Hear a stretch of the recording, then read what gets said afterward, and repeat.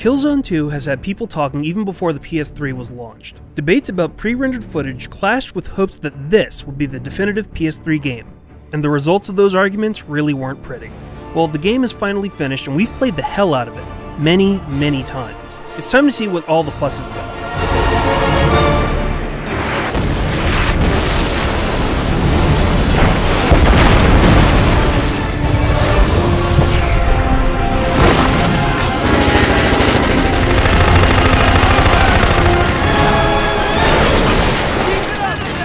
Killzone 2 continues the story from the first game and, more notably, Killzone Liberation.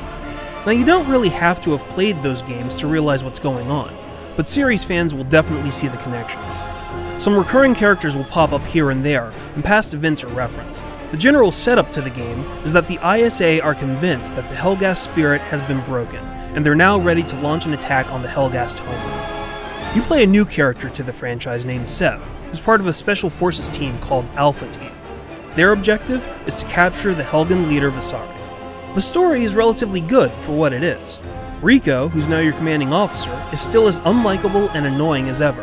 But overall, the plot keeps the action moving, and there is a lot of action to be had in this game.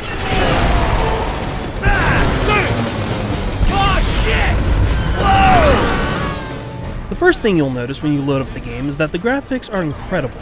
The lighting, animation, and character models are all top-notch.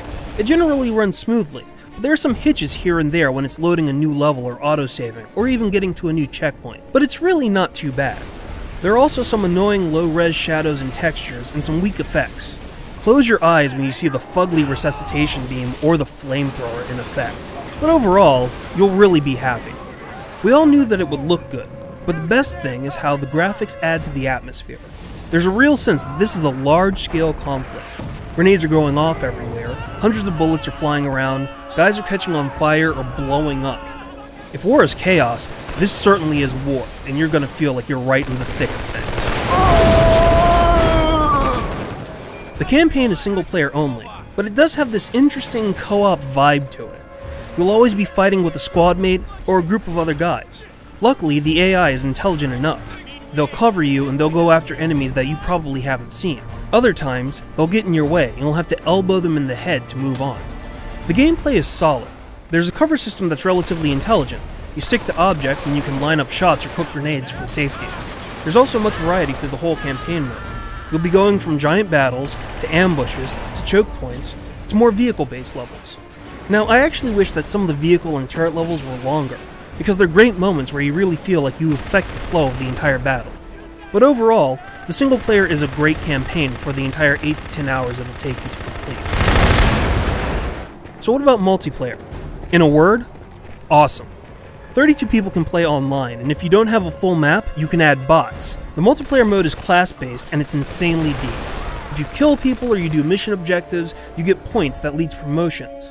These promotions unlock things like guns or other classes. The 8 maps are cherry-picked to maximize chaos, and there's a squad system with a dedicated voice channel and spawning on a squad leader to get people right back into the thick of the action. It's all very well thought out.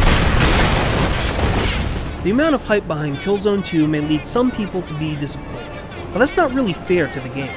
The fact is that this game has a great single-player campaign, an amazing multiplayer component, and looks shiny to boot. It's a great start to 2009 for Sony, and you should definitely check it out if you own a PS3.